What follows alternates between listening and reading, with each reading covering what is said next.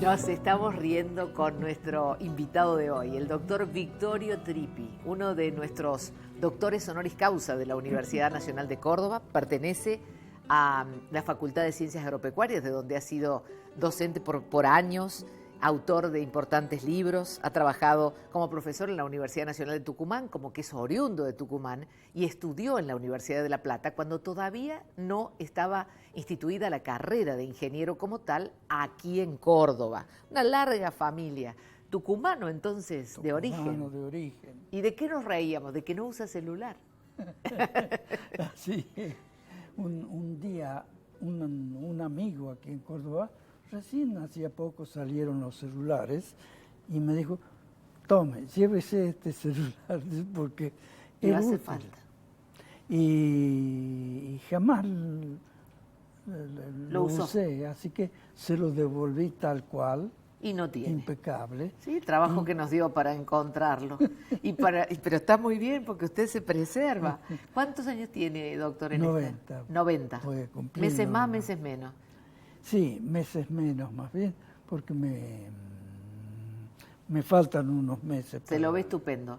Y esta condición de pionero, Sí. nos vamos a ir atrás, 50 años atrás, cuando había una necesidad de empezar a organizar la formación de los recursos en agronomía, que Sí. estaban más avanzadas en otras provincias argentinas y no en Córdoba. Sí, sin duda. La Plata y Buenos Aires son las más viejas, ¿no? De toda la Argentina. ¿Y acá sí. cómo fue eso? ¿Cómo llega usted a ese grupo pequeño, encabezado por Félix Marrone, que organizan cómo iba a ser después la escuela y después la facultad?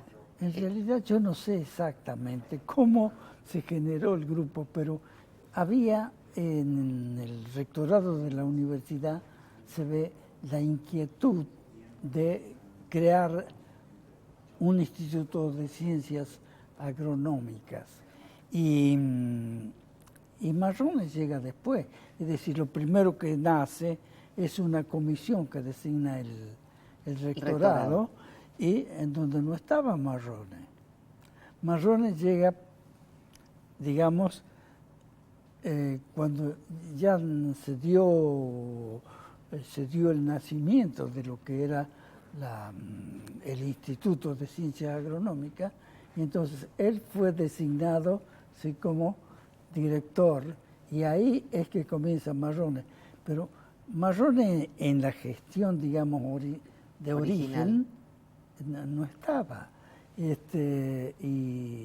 llega a esto y es un hombre importante en el desarrollo del Instituto de Ciencias Agronómicas, que es bien apreciada hoy. Claro, ¿no? para que nos demos una idea, no había prácticamente nada en la ciudad universitaria, era puro campo y alguna que otra construcción.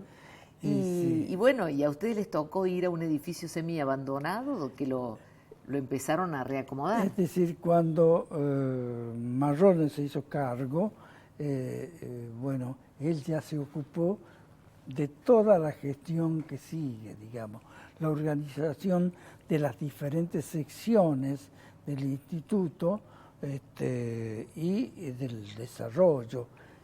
Él se ocupó en cada detalle. Por ejemplo, una de las cosas que a mí me llamaron la atención es que buscó profesores retirados de la Universidad de La Plata o de Buenos Aires y los trajo. Y claro, había escasez. De profes, de gente que formara a esos jóvenes. Claro, porque esto recién nacía y, bueno, había que recurrir.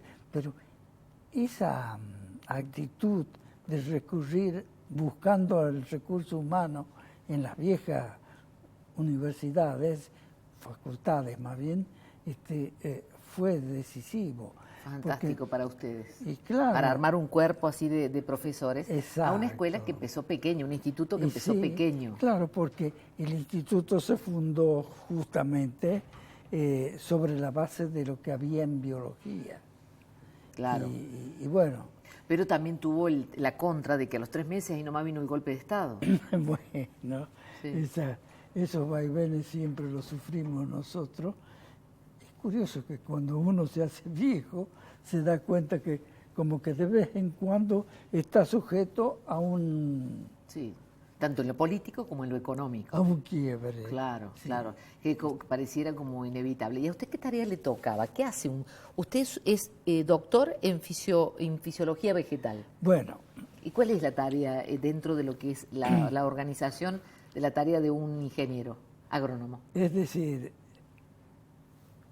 la fisiología es una parte, digamos, de la agronomía. Yo originalmente, bueno, fui ingeniero agrónomo. Y digo originalmente porque más me gustaba la parte pura, es decir, la parte de investigar Sobre la hechos planta. en la planta. Y no me importaba que sea una planta cultivada o no. Muchos de mis aportes son en plantas inútiles, ¿no? Pero son útiles para comprender ciertas cosas. De modo que... ¿Cómo era ese momento que estaba todo por hacerse?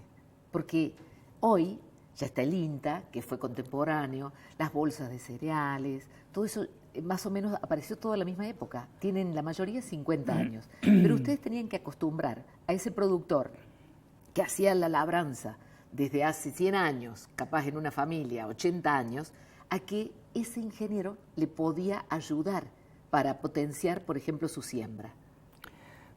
Bueno, en realidad había pocos ingenieros y los que hubo aquí, bueno,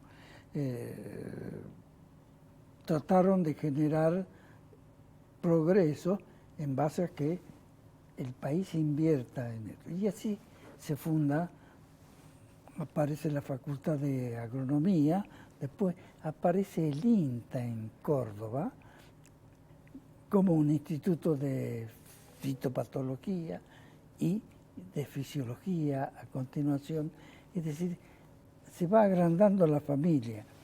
Y, ¿Cómo hacían para llegar al productor y que les creyera? bueno, el productor, digamos, más bien el INTA, porque el INTA ha tenido, digamos, ya una estructura de difusión de conocimientos. Claro, de llevar al ingeniero al campo, en la extensión de la universidad.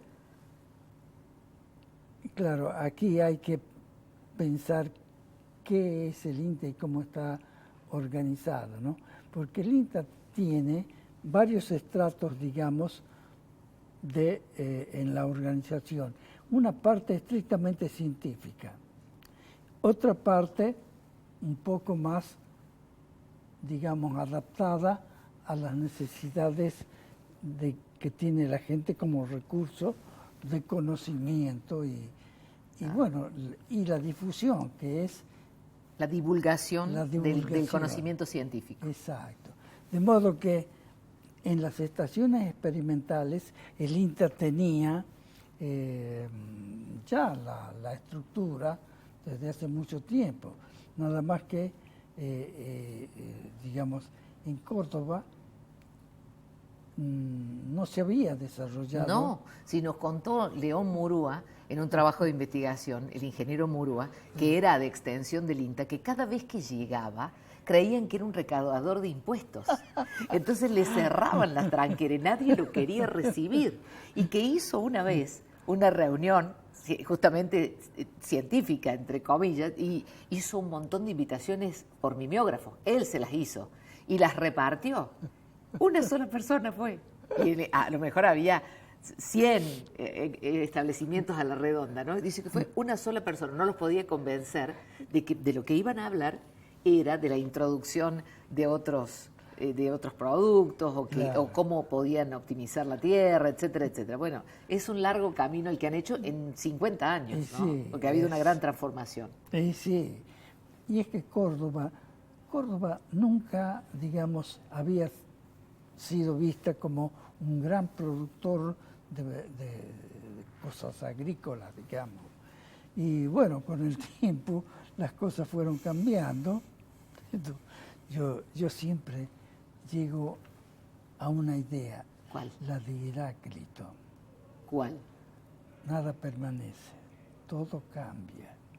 Es decir, que era escrito en la época de los griegos, entonces yo no... Tenía razón, dice hoy usted, desde la veteranía. Entonces Córdoba fue transformándose. Bien. Y no solo a producir agrícolamente, digamos, sus productos, sino al desarrollo incluso de tecnologías que actualmente, digamos, son apreciadas. Bien, hagamos una pausa, don Victorio. Victorio Trippi, doctor honoris causa de nuestra universidad, uno de los fundadores que todavía permanece, ya jubilado, de la Facultad de Ciencias Agropecuarias, el pionero de hoy. Vamos a la pausa y cuando volvamos continuamos la conversación en la mesa.